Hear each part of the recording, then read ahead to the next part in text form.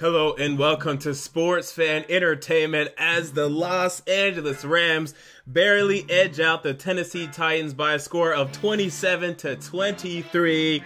Damn it, man. I went into this game, I said last week, people, I know we don't have much of a chance to win this game, but we do have a chance to win this game, and man, oh man, did the Titans come ever so close to winning this football game, and it hurts so much. But what I really want you guys to take away, and some of you are going to be a little annoyed by this, it's not the worst thing that we actually lost this game, because next week's game was always going to be more important than this game. That was always going to be the case for the most part. Now, it would have been nice to win this game, for the Jaguars to lose today, and then for this Tennessee Titans team to potentially win the AFC South next week. That would have been nice, and now that the 49ers are beating the Jaguars, we really could have had that chance. But I saw a lot of positive signs today. I mean, we were talking about this year, this Titans team having bad performances, having ugly wins, having ugly losses. In terms of the spectrum of Titans games, of Titans performances, and Titans efforts, this was one of the better games that we played all year. Offensively and defensively, the effort was there. Now, the execution would waver. Defensively, it wavered early. It even wavered late. But you saw the effort there. You saw this team care. And I begged them last week to show up this week, to man up and to do something. And they came ever so close because, man, I really felt at the end of the day, Marcus Mariota was going to lead us down the field, score a touchdown, and win this football game. And we came close. We came to midfield, and there was still about 2 minutes left on the clock. We had a good shot, but we weren't able to execute. But again, we have an opportunity to make the playoffs next week. The scenario is simple. We either need to win, we either need to beat the Jacksonville Jaguars, or we need a Buffalo Bills and LA Chargers loss. And we would get in the playoffs at 8-8. It's ridiculous, but that's what would happen. Now, I would not love our chances if that happened, because at that point we will have lost 4 straight games. That is not a very good thing heading into the playoffs, and we'd be an 8-8 playoff team, right? We're likely going to be left out in round 1. But as I've said this entire year, I don't care. We have not been in the playoffs since 2008, people. I want to be in the playoffs. I don't care how cheap and lame it is. That's what I want to do. I want to be in the playoffs. I want to see the Tennessee Titans in the playoffs for the first time since 2008. I want to see the Titans in January for the first time since 2008. That's what I want. I'm sorry. I know some of you want Mike Mularkey fired. You want us to lose out. That way we can look at ourselves and say we need to make improvements. To me, you can make the playoffs and also say we need to make improvements. I think it's much better to be a playoff team trying to return to the playoffs than to not be a playoff team trying to get in terms of next year and years to come. It's much easier to stay. You have a 50% chance to stay a playoff team rather than a 30% chance to become a playoff team. It's much better to stay one. So now let's discuss this game today that, man, hurt me so much. But this was one of the most entertaining games we played in a while. I think this is the best Titans game in terms of pure entertainment value that we've had in a couple of years. I mean, I think a number of years, this was a very, very entertaining game. So the LA Rams, they came out pretty hot. They scored an early touchdown. They were up 6-0 early, missed the extra point. And you saw what Jared Goff was able to do in this football game. And this guy can play. I mean, this guy can absolutely spin the football. But at the same time, he also has good help, right? It's nice to know that you can dump off a little screen pass to Todd Gurley and he could go for 80 freaking yards. And speaking of Todd Gurley, what an absolute beast. Over 250 total yards by Todd Gurley today. today, 110 rushing yards, and let's see how many receiving yards he had, 158. Okay, so you can see what it's like having a player on your football team that helps your quarterback very, very much. I mean, you talk about an 80-yard screen pass touchdown that Todd Gurley had when the Titans finally took the lead in the second quarter. He erased that lead real quick. Todd Gurley is an absolute beast, and Jared Goff can play. He's playing well. Today, 301 passing yards, 4 touchdowns, and 0 interceptions. But on the Titans side of things, okay, the defense today, it struggled. And, you know, we expected this. The Rams have a great offense. We saw the talent that they had offensively today. Hell, I would argue the Rams probably should have had more than 27 points, right? They missed a field goal today. They missed an extra point, so that should have been 31 right there. And they missed opportunities to score more points than this. So I'm actually kind of happy that they only scored 27 today. So the defense wasn't great, but they got pressure. I saw the effort, especially after this ridiculous call. Oh my God, I have not been this upset watching a football game ever in my entire life. Maybe not since the playoff games in 2008 for the Tennessee Titans, in which the referees refused to call the delay of game of Joe Flacco. Titan fans know what the hell I'm talking about.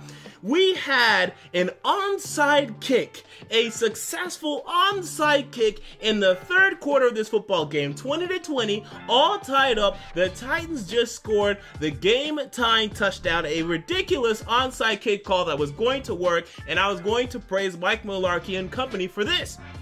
And the referees, and I can't believe this, they thought the Rams called a timeout.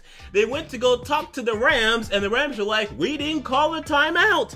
And they erased the play. I've never seen anything like this ever in my entire life, ever.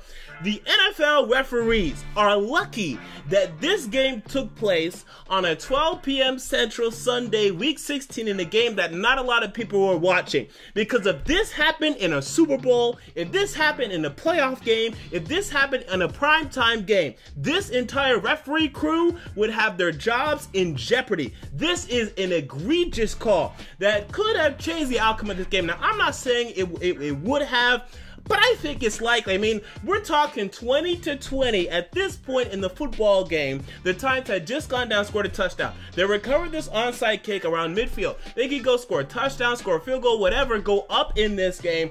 That could have changed the game. Now, I'm not going to use that as an excuse, but you cannot do that. That is bad, people. The most ridiculous call I've ever seen. I have not been this upset watching anything ever, okay? Except for maybe that 2008 should have been delay of game call, Titans versus Ravens, January of 2008. It was, or 2009, actually. So it was ridiculous. My God, I couldn't believe it. So that was ridiculous. But the special teams today was better. Adoree Jackson stepped up today, not only in special teams, but also defense. But special teams, he finally had the big return that I wanted from him. Now, he wasn't able to take it all the way, but it was a 57-yard kickoff return. This is what I need to see more from you, man. You're supposed to be this big-time playmaker. Make some damn plays then. And we saw that today. He made some plays. I liked the play of Adoree Jackson today. We need this spark out of our special teams, and we got it today from Adoree Jackson, so thank you for that. Now let's move on to the Titans offense, which today was fascinating because after a number of weeks, the Titans finally decided to make adjustments. Wow. You saw them implement a hurry-up offense in which Marcus Mariota was the absolute maestro. Now I understand people are going to come away from this game not the highest on Mariota, but I'm pretty high on him because what he had to do today was really, really hard, and he was really, really good at it for the most part. He would literally construct the offense in a hurry-up fashion, walk up to the line of scrimmage, read the defense, make adjustments. Oh, here comes the safety down. Okay, I'm going to check you. Delaney Walker, switch to the other side. DeMarco Murray, flip it real quick. Oh, 7-3-1, 7-3-1. He was constructing this offense like he was Peyton Manning. I have not seen a Titans quarterback do this ever. Have you? Okay, even Steve McNair was not this good at this, man. Literally walking to the line of scrimmage and literally constructing a play. Okay, just constructing the play, looking what the defense is doing and constructing it. That is hard to do, people, especially for a third-year quarterback. I know at this point he's pretty much a veteran, but even for him, that is hard to do. I see quarterbacks in the league, they can't do that. Rivers does that, Breeze does that, Brady does that, now Mariota can do that. That is impressive. Jared Goff, you see him, he doesn't have to do too much of that. He does do some. Okay, I don't want to completely disregard what he does, but he doesn't do it to the extent Mariota does. Okay, Jared Goff receives a play from Sean McVay. It's good. He's going to run it. Marcus Mariota had to literally go to the line of scrimmage and then literally construct the play. Say, no, you do this. Whatever. 7-3-1. No, screw that. 7-7-4. All right, yeah, you come back this way. No, come around that way. Okay, you ready? Are you going to stay plastic? Come this way. He was constructing this offense. He was an absolute maestro. And this is what we could see in seasons to come. Okay, we have to make this adjustment either with or preferably for me without Terry Robiskie. Okay, if you want to do it without Terry Robiskie, that's fine. But I would also have to caution you though. Okay, I will also caution you here because some people say we should do this all the time. I do have to disagree with that a bit. You have to do it a limited amount, okay? You can do it for the majority of the game. You cannot do it for 100% the entire game. You just can't. Because ultimately, at some point in the game, you have to run the football. You have to slow things down because this is very hard to do. And this is also very turnover prone because if you continue to do this type of, switching and changing things, again, it's very hard on the quarterback, and this is very mistake prone. Like, quarterbacks can make mistakes. That's why you won't see this implemented with rookie quarterbacks, with young quarterbacks, and bad quarterbacks, because they just can't do it. Mariota, he can do it, but again, I would limit it a bit. Don't just go out 100% with this type of offense. I'd say 70%. I'd be fine with that in the future. For right now, it's a little late, but still, we're doing it anyway, so fine. Just keep doing it. Who cares? But again, look, I was happy with Mariota today overall. The interception was bad. It was early, first of the game, whatever. Let's look at the fourth quarter play, the final play for him offensively. Now, look, I don't want to micro view this Titans game or any Titans game ever, right? And just say, look at this one play, let's zoom in on this one play, and because we weren't able to get this one play, that's why we lost, and blame the guy that made the mistake on that play. Okay, because that's just ridiculous, right? Way more goes into a football game than one play. Way more goes into a football game.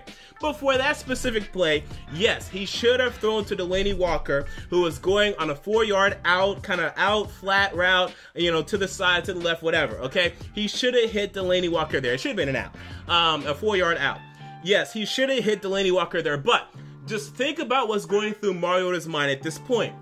He makes his first read to Delanie Walker. Now, yes, he does have some separation there. It's not great separation, and whether or not he's going to get that first down is a bit of a question. He would have likely gotten it, but it's a bit of a question. Yeah, as a quarterback, you don't have time to sit there and just think about it. You got to make snap decisions, right? So, yes, should he made the snap decision to throw that football? Absolutely, but he went off of him, went to the right side of the field. No one was open. Corey Davis had no idea what he was doing. I don't know if he was blocking on this play or what he was doing, but he got entangled with this cornerback, and then he gave up.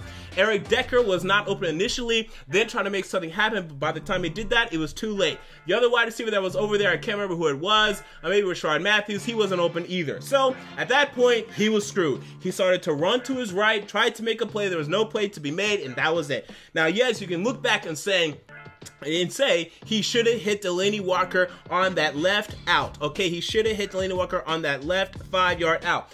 But that was his first read. He didn't love it. He moved off of it. No one else was open. He tried to run with it. That sucked. Okay, there was one thing he could have done there out of 5 or 6 options. He did not go to that one thing, and then the play ended up not working. To me, you can blame him for that. If you can, that's fine, but don't completely harp on him. Don't kill him for that. A better play design is going to have 3, 4, 5 options that are actually open and would work instead of one, right? Because only having one option that is available and open on every single play makes the quarterback's job hell. Okay, so I don't want to kill him for that play. Outside of that, he was constructing the offense well. Now, the plays leading up to that, I will criticize him for, because the 1st and 10, the 2nd and 10 were completely thrown out of bounds. I have a problem there. He could have hit Delanie Walker out on the flat on the right side on one of the plays. I think it was second down. Now, that's the play that you need to make because he only made the one read, and then he threw the ball out of bounds. Now, there might have a problem. If you're going through your progressions, the first progression is not great, and you move on to the other ones, and no one's open, and you have to, and the play doesn't work out, I'm not going to blame you. I am going to blame you when you only make one read, okay, and then you throw the ball out of bounds on a 1st and 10, and then a 2nd and 10. Then I have a problem with you because you need to make these incremental plays to move us up the football field. We are trying to get the first down. We are trying to ultimately win this game, score the touchdown, and win this game, huge game, and the Tennessee Titans football team right now. He wasn't able to make those plays. So that is something that I will look at, and I will examine, and I will say, okay, he messed up there. There he messed up. But other than that, again, I liked what I saw today. Again, he leaves the game with a negative touchdown to interception ratio. But keep this in perspective, people. Look, the Titans had, one offensive touchdown today by DeMarco Murray. Okay, this could have easily been a passing touchdown by Marcus Mariota. Not only that, the Titans were also down at like the half-yard line, and they insist on running the football, getting a false start, running the football, getting sacked. If they would have play calls that would allow Mariota to throw in the end zone a couple times, he would have more passing touchdowns. Like, if you're looking at this Mariota touchdown to interception ratio from this season, to me, you're not looking at the full story. Because our move, whenever we're in the end zone or in the red zone, near the end zone, is to run the football, period. We just don't throw it down there. Moreover, we don't have players like Todd Gurley who can take a ball from the 20-yard line and run 80 yards for a touchdown. Today was one of the few days you actually saw wide receivers running after the catch. Eric Decker was actually running after the catch. I couldn't believe it. Corey Davis was playing well today. If we saw more of this for the entire year, I guarantee you Mariota would have more passing touchdowns. But Mariota has to literally throw the ball into his wide receiver hands. And at that point, they have to be in the end zone because they're not going to run in there, okay? If they caught the ball at the 10, at the 15, at the 20, at the 30, they're not going to run to the end zone. They're just not fast enough. They're not athletic enough. They're not good enough. That's something that they just cannot do. Corey Davis has that ability, but he doesn't have the NFL, let's say, intuition yet. He's just not well-versed in the NFL yet to be able to do that, to have that ability. Hopefully that comes in time. In college, I saw him do that all the time. The NFL just doesn't happen. Okay, as he gets a better feel and awareness out on the football field, you'll see more of that from Corey Davis. So that's my assessment on that, and I went really long on that. Jesus Christ, I went really long on that, but that's what happens when it's such a big football game. So to speed things up a bit, okay, DeMarco Murray, I don't know why we continue to run with this guy. Look, I will defend Mike Mularkey for a bit longer because he still has an above 500 coaches of record now. That's becoming in jeopardy now. Okay, that is now in jeopardy. And as that becomes more and more in jeopardy, he's going to lose me more and more. You have to name Derrick Henry as the starting running back for this football team. Mike Mularkey failing to do that is, to me, the biggest thing that I circle and say, okay, that's a problem. That's on him and that's stupid. Okay? The offense, you can blame that on Robisky more than Mike Mularkey to me, because Mike Mularkey has said, and Robisky has added upon this and has, has agreed with this and has said this openly as well. Robisky has most of the control over the offense. It's his offense. Mike Mularkey kind of oversees everything, right? That's the type of head coach he is. Okay, fine. You are allowed and you have the responsibility to name Derrick Henry as the starting running back for this football team. You have failed to do so, and that is a big strike to me. That's strike number one. To me, you got 3 strikes, and that is strike number 1, because that is your responsibility as a head coach, and you have failed to do so. This is the obvious move for this football team. I cannot believe it has not been made. This is ridiculous, because Derrick Henry, as we have seen this season, has the ability to run for 70 yards and a touchdown any given moment. You look at their rushing statistics from this season. Let's pull up their rushing statistics from this season. DeMarco Murray right now, for the entire season, is averaging a whopping, an incredible 3.6 yards per carry, and yet we continue to run with this guy. Meanwhile, Derrick Henry this season is running for 4.8 yards per carry. 3.6 versus 4.8. Why the hell are we not going with the 4.8? That is on the head coach. That is on Mike Mularkey. And that is something that you can legitimately point to and say that is a reason why Mike Mularkey should be fired. But again, that's only strike one for me. We haven't gone to the other strikes yet. The other strikes would be us going 8-8. Okay, that's strike number 2 for me. And then strike number 3 would probably have to come next year, because I don't care even if we go 8-8 and miss the playoffs. I'm not firing him. We'll have that discussion later on, though. Okay, we'll have that discussion after the season. I'll tell you extensively why I believe that. So, again, wide receivers. Corey Davis, he played well today. 6 receptions, 91 yards, and I saw more of what I need to see. You know, last week I was a little upset with Corey Davis. I started to make mention of the B word. Forget the B word. He's not a B word. Bust. Okay, that's the B word I'm thinking about. He is all right. He's fine. He's not AJ Green. He's not Julio Jones. Yet, hopefully. But you can see that he can make plays, okay? I just needed to see this. He made plays today. He was good today. He was aggressive. Now, I don't know what he was doing on the last play. I'll never know what he was doing on the last play. But you saw the ability there. Now, I still want to compliment him with Jarvis Landry or Devontae Adams or Allen Robinson in free agency, right? I don't want to head into next year with Corey Davis being our absolute total number 1, and we're thrilled with that. I want a number 1 next to him, okay? Just in case if he's not a true number 1, we have an actual number 1, and if he is a number 1, then we got 2, and that's a good problem to have. Eric Decker, running after the catch. Can you see what happens when this actually happens for you? When you actually create separation from the cornerback, when you're going across the field on a shallow cross, on a deep cross, on an out route, and you're actually able to run after the catch. You're actually able to get 5, 6, 7, 8, 9, 10 yards after the catch. It's a brilliant thing. You help your quarterback good. Rashard Matthews also getting yards after the catch. Now, he only had 2 receptions, but they were huge receptions. They helped to move the chains, and you can see his intensity. You can see him yelling. You can see his passion. Good. Delanie Walker, not much of an impact today. Whatever. All right, defensively, again, I liked Ty Smith today. Okay, this was a guy that we just brought up. I'm not sure from the practice squad or from just free agency, whatever. He was playing well. I liked him overall. Now, his coverage wasn't great, but he made the critical tackle on Todd Gurley, a couple of them actually, and also a critical tackle on Cooper Kupp. So this guy was making critical tackles today. He led our team in tackles. I like this guy. Now, I'm not saying he should be a starting cornerback, but I think this is a guy that we should keep as our 4th, 5th our cornerback on this roster. Arapo got pressure. Casey got pressure. Didn't register on the sack sheet today, on the sack sheet. But overall, look, you can see the pressure today. I was fine with it. I would have been more happy with sacks, but look, I was happy with what we got today. Wesley Woodyard had the critical touchdown today. He did miss Todd Gurley in spots. I did not love the coverage of Todd Gurley when it came to these screen plays today. How could you? It was awful.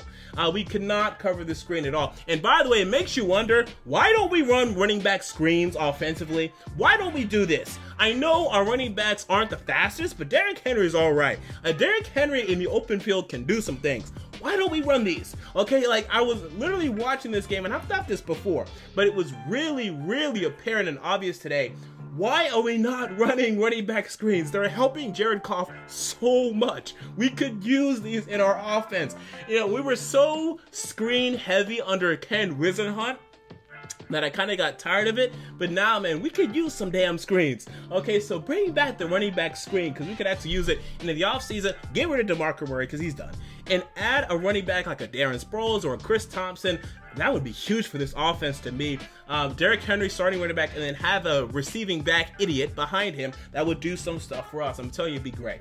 Outside of that, look, Kevin Byard, he missed the Pro Bowl. He led in Pro Bowl votes, but he's not actually going to be in the Pro Bowl, which does not make any sense to me, but whatever. The reason why he's not a Pro Bowl safety, I'll tell you this. He's not great at making these angles, these tackling angles. Again, as a free safety, you cannot allow this Todd Gurley touchdown. I mean, to me, that's almost all on the free safety. I mean, obviously players leading up to the free safety have had the ability to make the play, but for that running back to ultimately score the touchdown, that's on the free safety. Unless if the free safety was coming down for a blitz on the opposite side or maybe up the middle. Okay, that's the only way. Outside of that, the free safety has a lot of the blame for any long touchdowns by running backs, even by wide receivers to a certain extent. Obviously not a go route deep down the field, but for anything that's a screen that is taken for 80 yards, that's on the free safety.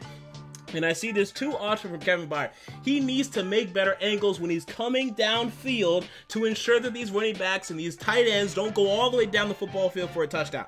I see this too often from Kevin Byard. He's aggressive, good, but you gotta make good angles. And speaking of horrible angles, Jesus Christ, Jonathan Cyprien. I mean, this guy's so wild. He just comes down, moving his arms, looking to make tackles that can be made. He misses, and that's it. He doesn't even die for these running backs. I don't know what he does. We overpaid for this guy. Are you kidding me? Wow. We could have drafted Jamal Adams, and people were telling me, no, we don't need Jamal Adams because we have Jonathan Cyprien. Are you kidding me? Jesus Christ. Now, I still like Corey Davis, but I would like Jamal Adams on this football team. I would like Jamal Adams on this football team. Anyway, for the LA Rams, okay? I'll get back to the Rams, and then I'll end with the Titans again. So for the Rams, good victory for you. You're 11-4.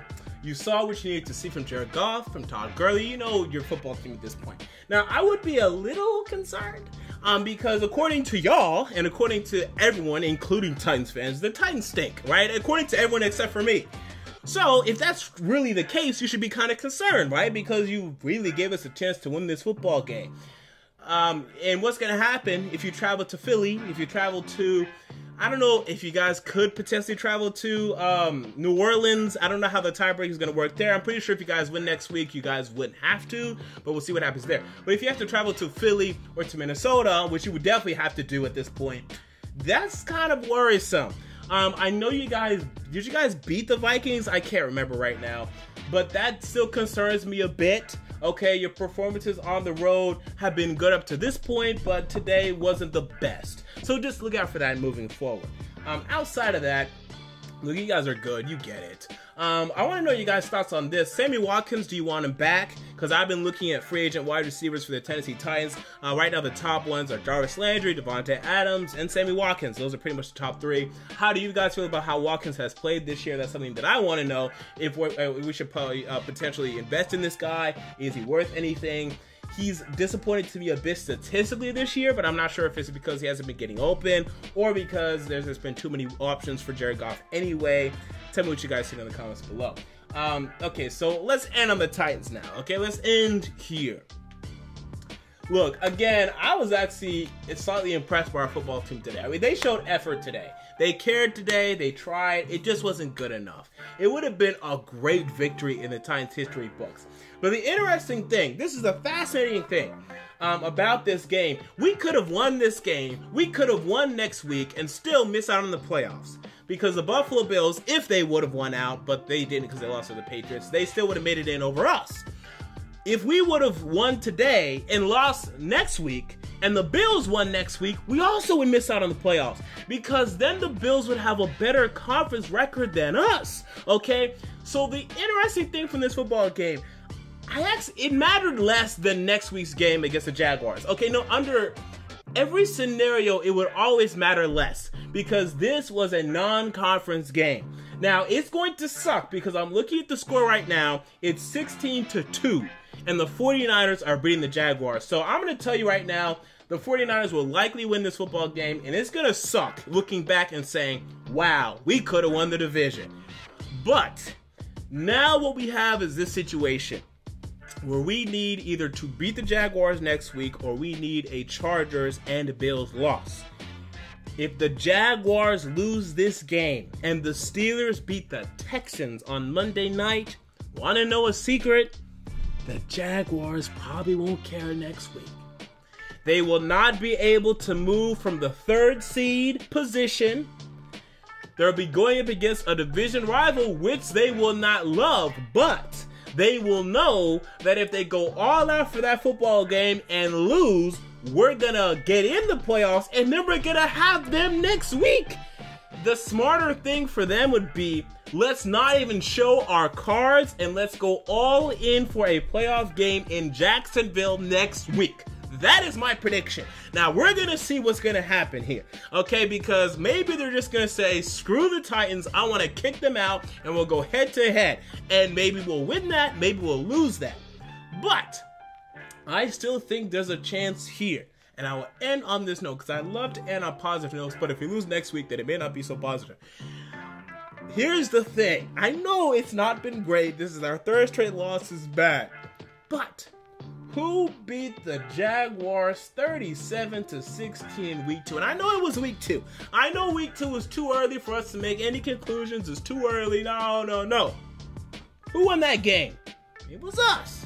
Perhaps we have something over that Jacksonville Jaguars football team. And if we do, if we really do, and if this team steps up and gets it done next week, whether the Jaguars care or not, guess who we're gonna have the week after? The Jacksonville Jaguars again.